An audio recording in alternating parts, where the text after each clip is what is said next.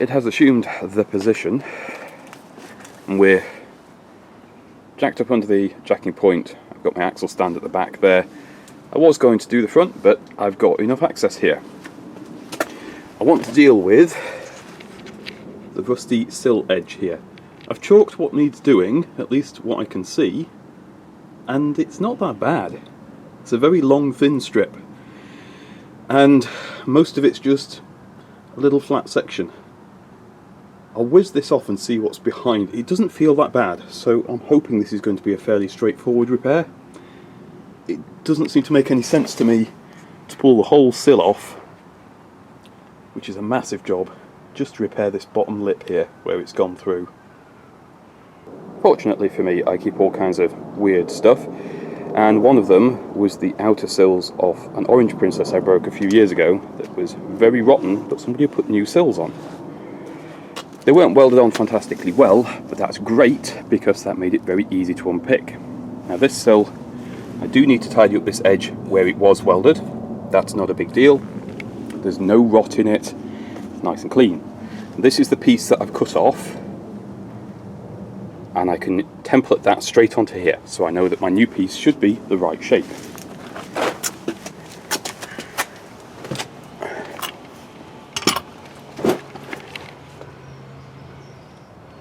This looks a lot scarier than it really is. What looks to have happened is the inner sill, the very bottom edge of it, has actually failed, and it's been repaired before. Now, I might have done this, but I can't remember. If I did, it was a very long time ago, and it looks like there was minimal cavity wax or really anything in there, so I think that's why it's rotted out. It looks like it's gone from the inside to the outside. So all the moisture will have sunk down to the bottom of the sill, and it's just rotted out this seam. All I need to do, really, is clean up all of this on here and let a new piece in. Just needs to be a big long straight strip for the bottom, so that's nice and easy. I've got reference points front and rear, and I've got that little patch piece which will allow me to patch up to the good sill. Now this time I did buy some cavity wax, and although it is the end of November, it's also a really lovely day today, so I think I can probably just about get all this done today. I really hope so, because this is the hardest repair on the car and the one I'm most unhappy about. I will check the other side as well, but when I did check that a couple of months ago I didn't see any issues, so it might just be a case of topping up under seal on that side. I don't think I did repair this sill, because there's something here I wouldn't have done. This here is the inner sill, and it is perfect. There's nothing wrong with it. That's why I couldn't feel anything from the back. But this is an outer sill, but it's not this outer sill. What's happened, it looks like somebody's cut out what I presume is the original sill here, and then they've just put the other sill on top of it. I don't know why you do that, but obviously somebody has. So what's actually failed here isn't the inner sill, it's the remains of the original outer sill, which has made a big sandwich which will be all the way along this sill, front to back. And that gives me another quandary, because I don't really want to dig all of this out today. This is a fair weather job, it's not a laying on the drive in November job. What I'm going to do, any areas like this where it's bad, and I can see it's bad and I can get to now, I'm going to clean off. And I'm going to clean the inner sill here, because that metal's actually very solid. So we'll take off these scraps that are here, and then I'll make my repair panel and weld back to this piece. Later I can come in and I can replace all of this section up here, and the same at the back, when I've got more time and a better window, because we only have so much daylight and good weather at this time of year.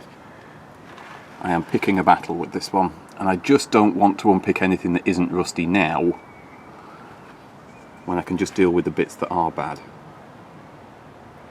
Not the best way of doing it, but it's the way I'm going to do it. Well, we're getting there. and it's been a more arduous job than I wanted it to be, but we have good news. That there is the original inner sill, and there's not really any repairs to speak of that need doing in there, so I'm really happy about that. At a later date, I will do the same job up here and the same job back here. Now I did, and I remembered this as I was looking at it, I did actually replace this end of the sill that had rotted ages ago, and that's still nice and solid. So I'm assuming that I dealt with this problem when I did that repair, but I don't know for sure. The problem I have here as well is I do want to deal with this section, but I want to put the strength back in the rest of the sill and join everything up before I do, because this is obviously the jacking point, and at the moment everything's attached and I don't want to detach everything and cause myself problems later. This would be so much easier if I had a lift to use, and then I wouldn't need to, you know, use jacking points. I could just sit the car there at a comfortable height. The other problem is the weather has very definitely turned and is threatening to rain all over me. So I'll have to be quick. I'm going to put some zinc primer on all of this just to get it all prepared as well as I can, and I'm going to cut out my repair patch from this and get this all prepared as well. And then hopefully zappy zap before the rain comes. Because I'm butt welding this piece in, I want a reasonably accurate cut. So I've held the bit I've cut off against the sill. Luckily it lines up with the little drain holes there, and I've just sprayed some paint over the top.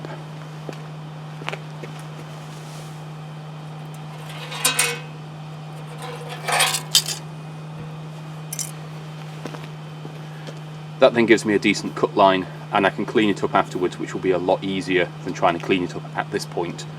I've repaired the repair patch by cleaning all of those old welds off. Zinc primer, just to keep everything as protected as I can, and I've drilled some holes through because I'm going to plug weld this to the inner sill. The way I'm planning on doing it is I shall weld to the curved side of the sill here, and then we'll push and clamp everything up and plug weld to the rail. I can then catch any areas that blow through afterwards. There's definitely going to be some bits that are going to need some hole chasing. I just know it, because I'm not doing this the way I want to do it. We're doing a compromise. Happily though, sun came out, sky cleared up, and the weather's very changeable. I'm just hoping that it gives me enough time to finish this. Time has no meaning here. This video was recorded about a year ago, and I'm only just now getting it uploaded for you, but I just need to point something out. Some of you will have noticed there's a drip happening at the front of the car.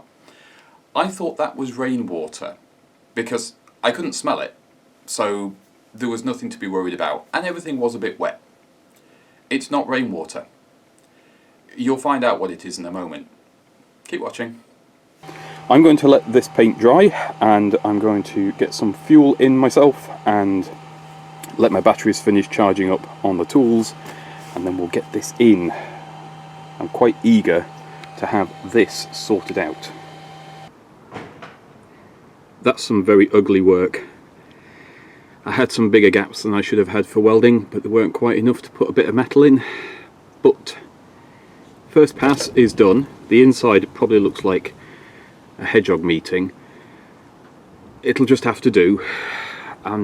Not ideal conditions here. What I shall do next, I think, is I'm going to jack up this lip so that I can get the holes that I drilled lined up with the inner sill, because at the moment there's a lot of spring in this panel because of, well, how it is. So once I've lined that up, I can clamp and weld as I go along the whole thing. Then I can clean all of these welds back and catch any spots that I've missed. There is one area around about here that's quite thin, so I think I might have to let in a small patch, but I want to do that after I've done everything else, because once everything's all solid, it'll be a lot easier to cut out a small square and add that in than trying to do it at this point. There's definitely better ways of doing this. This is just the way I have to do it. Got my ancient old Halford's jack here, and you can see I've got the silver dot of the weld through primer on the back. That's what I want to be welding to. A vice grip, unfortunately I only have one, so I'm as close as I can get to clamp everything together. There's not really any gap to speak of, and what we'll do is work along the entire sill one at a time and get those in place. It also helps turn the lip on the return up, because before I do this with the spring of the sill, it's just folded out too far. The princess gives and the princess takes away. I've had to stop doing the grinding that I've been doing because I suddenly have quite a large fuel leak. I have been smelling a bit of fuel from the car and couldn't find anything wet or leaking anywhere. I've now found it.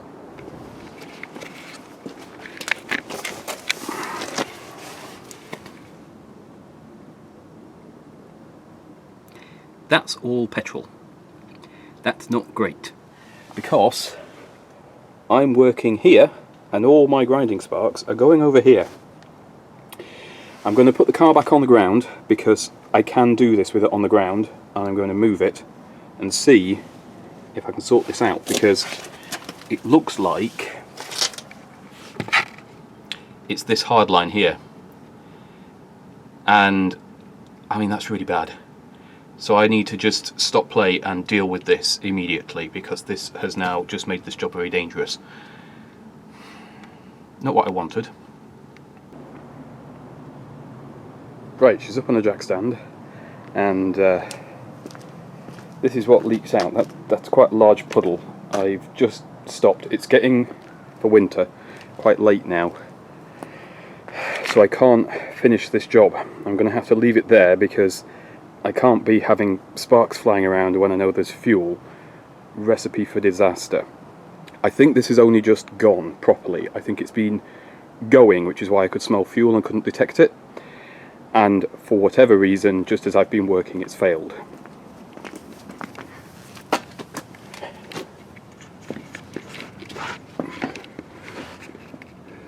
Underneath the car, we have a brake line here and a fuel line here. There's a flexible join here, that seems perfectly okay. And then there's a hard line which runs up here, and then can you see all this sort of waxy goop? I'm guessing that section's gone porous, and I'm guessing that when it was nose down there was enough pressure for the fuel to come out, because now it's jacked up, it stopped dripping. And I think this is also why I missed it, because most of the time the car is parked nose up. Not deliberately, that's just how it is. So there's probably enough porosity in this line that I could smell the vapour, but I couldn't see any leaks. So it looks like I'll have to replace this hard line. I don't have any in, and I'll have to order some, so we'll measure that, which is super, and I'll replace that little bit of rubber there as well. I don't think this is an E5, E10 fuel thing. I run the Princess on E5, and it's steel that's gone, and it's an old line, so I think it's just an age thing, to be honest. There's no sign of any leak further back, which is good, but it does mean all of this repair work, I've only really done the first grind up to here, about half of it. Haven't put this patch in here, haven't done any of this grinding, but I'm going to have to be safe on this. I can't, it wouldn't be sensible to do any more sort of source of ignition stuff.